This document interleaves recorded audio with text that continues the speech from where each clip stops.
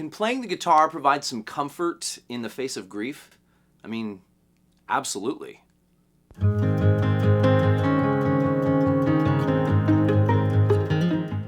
Today we're going to talk about how processing grief with a guitar in your hands can actually be a great way to express your emotions. Music is a deep language for me, and it probably is for you as well. The guitar is just one way of expressing the songs I've been inspired to write. In this season, I'm actually helping others discover what it means not just to play their guitars, but to make music. Sometimes playing music can allow people to sift through experiences in a way that words can't fully express. I don't know if that sounds cliche, but man, what I've got to share with you today is a bit different from my other videos. Here on the channel, we've got instructional videos that can help you with a variety of techniques and skills. But as you can probably tell, this is not one of those videos. Rather than a practical or more academic tone, I'm actually speaking today to the emotional side of guitar and music and even life. Music is the recurring thread that allowed me to process the most tragic thing that ever happened in my life. And I don't know what your faith background is, but I believe the Lord can take even our most tragic circumstances and do something beautiful with them. He sure did with this situation, as you'll discover.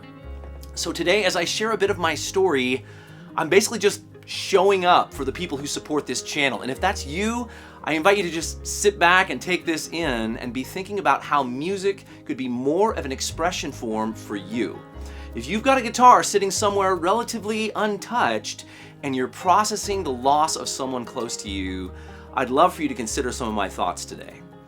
We've all experienced loss. Now, I'm a follower of Jesus, as I mentioned, so I see grief with a sense of hope because I know that death is not the end. And like David, my namesake in the Psalms, I know that lamenting in times of sorrow is actually a healthy way to cry out to the Lord in anguish. Grief can sometimes be complex, but music, including music we play on the guitar, can have a mysterious way of expressing emotions on a much deeper level, sometimes even without words.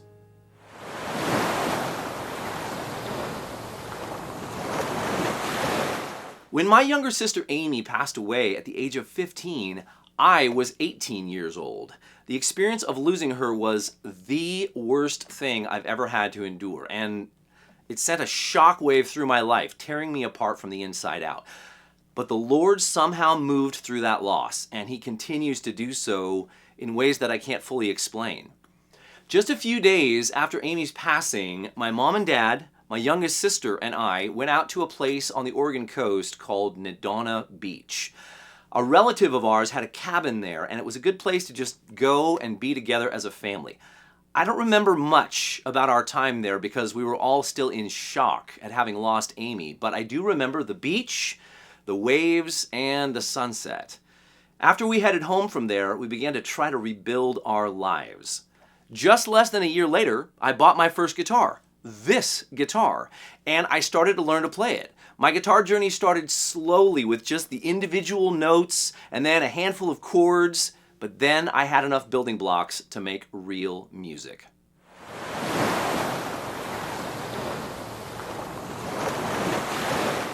The next 3 years were a blur as I went through college and drew close to the Lord at times, but also closed parts of my life off to Him. My guitar playing continued even as I earned a classical voice degree, but I felt the sorrow lingering all the time. There was a heaviness that carried through for weeks, months, and years, and I would eventually learn that the pain would never fully go away. It would change, it would mellow over time, but it would always be there. But in those times, when there weren't words to describe how I felt or people I could safely express my grieving emotions to, the Lord was always there, and the guitar I had discovered, even in my darkest season of grief, was always within reach. Now, one of the downsides of having the guitar was that it began to serve as sort of a distraction because I knew if I practiced, I would get results. So yes, there was a bit of a transactional relationship I had with it for a season. Learn new techniques and skills, be able to accomplish more, practice more hours, play with greater precision. But the Lord was constantly at work in my mind, ears, and fingers because He was preparing me for something.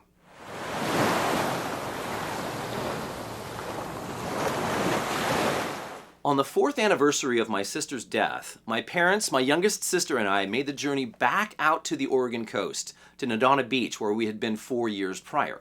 This time, we went there to just spend some time reflecting, enjoying each other's company, but also to scatter some of Amy's ashes into the ocean. Each of us had a small container. You know those little plastic black and gray film canisters from back when we used to develop film? Each of us had one of those with some of her ashes in it. Well, we all waded out into the waves and spread the ashes. And as I watched Amy's ashes sink below the waves, I again felt like I was saying goodbye to her. But not for forever, just for now. Still, it was hard. We were all pretty quiet as we sat there together on the beach after that.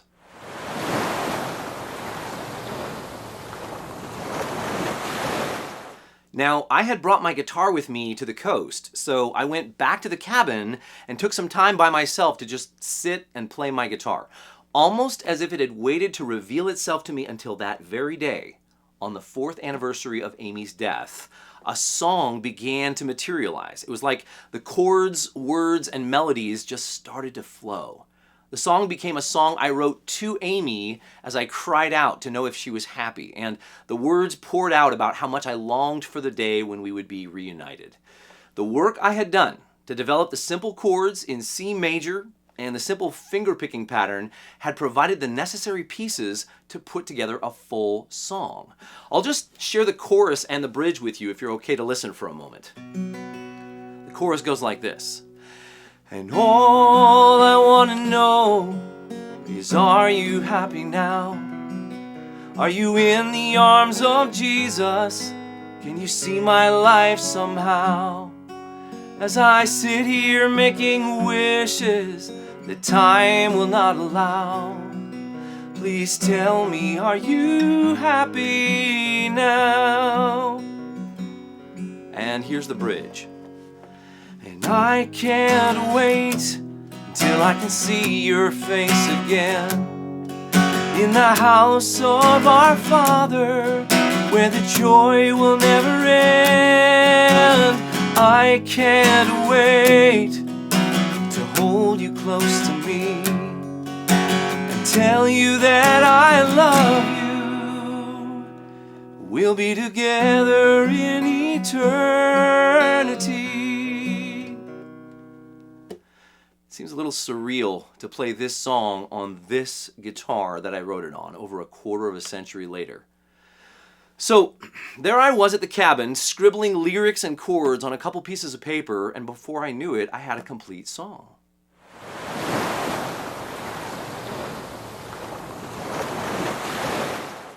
Well, things moved to another level at that point because I went back out to the beach, this time with my guitar. I found my family and I shared the song with them. We sat near the ocean, surrounded by driftwood, and my mom held the song lyrics so I could glance at them and keep my composure as I shared Amy's song. It was a powerful moment as I poured my heart out in front of my family.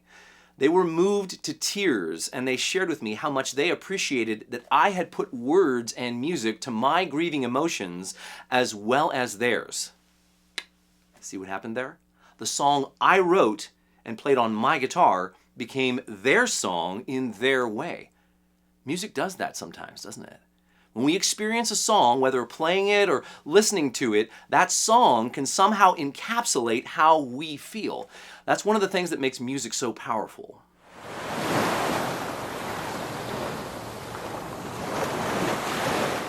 Well, I was able to stay at the cabin for another day after my family headed home because I was working at a conference center about 30 minutes north for the summer. So even though my family had to leave, I had some freedom to just linger and relax at the cabin for another 24 hours. What happened after my family left was not something I had anticipated, but it's definitely something I needed. I sat down at the kitchen table in the cabin to play the song again, just to get it better established under my fingers, and then just a verse or so into the song, I stopped. I set my guitar down in tears and I walked back out to the beach. I don't know how long I was out there, but I had one of the best cries I have ever had. I was out there on the beach, just a stone's throw away from where my sister's ashes had been scattered, and I just cried and cried and cried as the wind blew and the waves crashed. It was a real milestone on my grieving journey, and to this day, I believe that the song I wrote for her was the catalyst that unlocked that opportunity to allow me to express my emotions so deeply. Now, we can grieve in a lot of different ways, but to me, music is something that can be a huge blessing if it somehow weaves into our grief as we express it. I mentioned David in the Psalms. He grieved and lamented after the death of his son Absalom. But wow, right? A simple song and a really good cry. Just what I needed. Just as the Lord had allowed my sister's death to pass through his hands into my life, so also had he allowed me to find this guitar at a local shop in a basement in Fremont, Seattle, according to his perfect timing, so that I could learn some simple guitar skills and be able to create a musical canvas on which to paint my emotions as I cried out in grief about how much I missed my sister.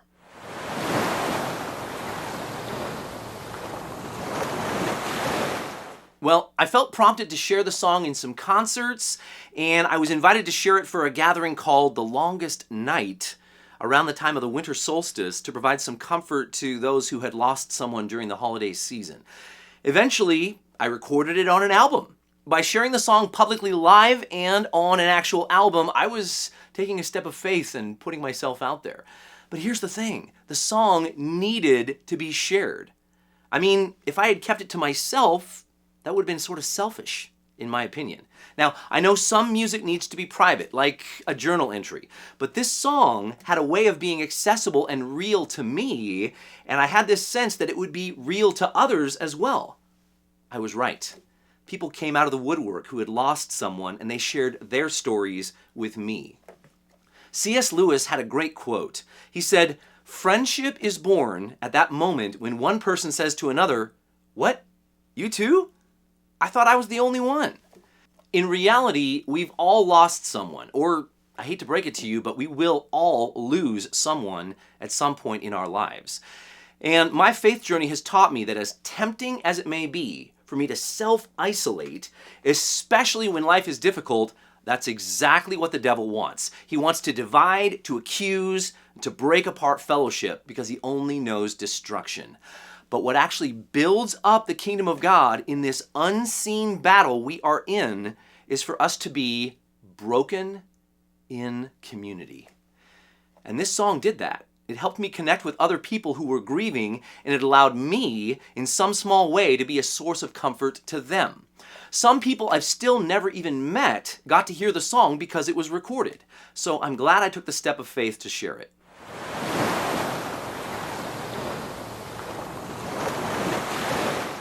Look, playing the guitar didn't magically cure my grief. The loss is still here. It's part of me now, and it will be for the rest of my life. But my relationship with the guitar, if you want to call it that, changed. It wasn't just transactional where I would play it and develop my skills, etc. It actually became a vessel. Does that make sense? The Lord used the guitar as a way to turn my grief from this overwhelming thing that I was drowning in into something I could process, something I could interact with, and even something I could create with. It was never about getting over the loss. It was about figuring out how to carry it and still have life in my soul. Eventually, I went on to write songs for other people in my family, including my youngest sister, a song called "You're Not Finished Yet," all about her journey and the beauty I see through the ups and downs in her life. Then I wrote a song that has become an anthem for my mother. It's called "I'm Alive," and it's all about living with purpose and leaving a legacy. Then I wrote a song for my dad when he battled cancer, about telling our loved ones that we love them and not waiting to tell them. That song is called "I'll Tell You Now." Then I wrote a song for my wife called "When the Rain Pours Down" that I actually felt brave enough to sing during our wedding ceremony as a song of commitment to her for those times when we experienced trials during our marriage. When our firstborn daughter learned to walk, I wrote her a song called "Second Glance," about taking time to notice the everyday beautiful details that captivated her young eyes. And then our youngest daughter, with whom I spent countless hours on walks in our neighborhood, inspired me to write her song called One More Stroller Ride.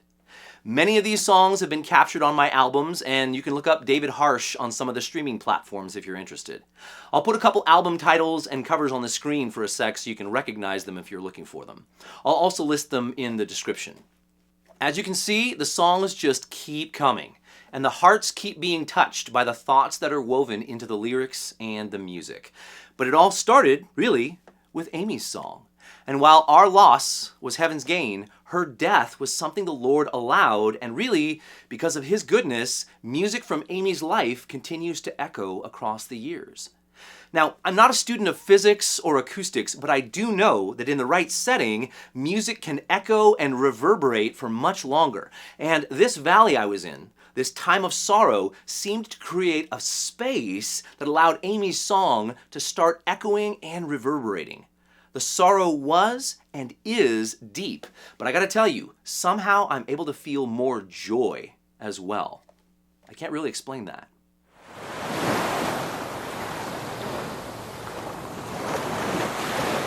So that's how I was able to process grief, with a guitar as a part of the journey. Now, if you're grieving and you have a guitar, the next thing you may want to do is just go somewhere quiet, without people around, and just sit and hold the guitar. Maybe tune it if it needs to be tuned, but then just hold it and look straight ahead. Close your eyes if you need to, pray if you want to, but just wait. You may need to wait a few minutes or an hour, or you may need to come back to that same spot for a few days straight, but I believe the song will come. Just as the new shoots and buds of spring will come after a long winter, the music will start under your fingers. It may just be a song for your personal expression. It may have words. It may just be a simple set of chords or notes, but it will be music. And I believe the person you're missing will, in some way, hear that music, perhaps across time, but it won't be in vain. If there's one thing that I've learned over my life as a musician, it's that there are some songs that just need to be played or sung. It's like they take on a bit of a life of their own. A song from your soul is almost like an unstoppable force. It's meant to be shared. With whom? It's hard to know. It may just need to be sung on a rustic back porch and carried just a little ways across a meadow by the wind. It may just need to echo in a stairwell of a college dorm as you sit and play late at night before bed. You may end up sharing it with a lot of listening ears in a lot of different settings. The song may be something you need to capture with your phone so you don't forget it, but let the song start and let it continue. I hope you found some comfort in what I've shared today. If you want some tools to help you find your musical voice, especially as you play the guitar, I want to help you do that, and so do the members of our community of Christian guitar players. Some are just starting out, some have been playing for longer than I have, but they all have the Lord and the guitar in common. The description below this video has some things for you to consider about guitar success for you. We'd love to welcome you in if this seems like something that could be an encouragement to you. I've seen firsthand how the blessings of our community have multiplied in the lives of each of our members. For now, if you've got a thought to share in the comments that's real, or you've got a story about how the Lord may have used the guitar as a vessel of expression, coping, or healing for you, I'd love to know. Let's build a small space here around today's story offering where we can support each other even across time zones and continents. And if my story resonated with you, maybe share it with someone who needs to hear it. Thanks for hearing me. I know that others are waiting to hear you. I'll see you soon.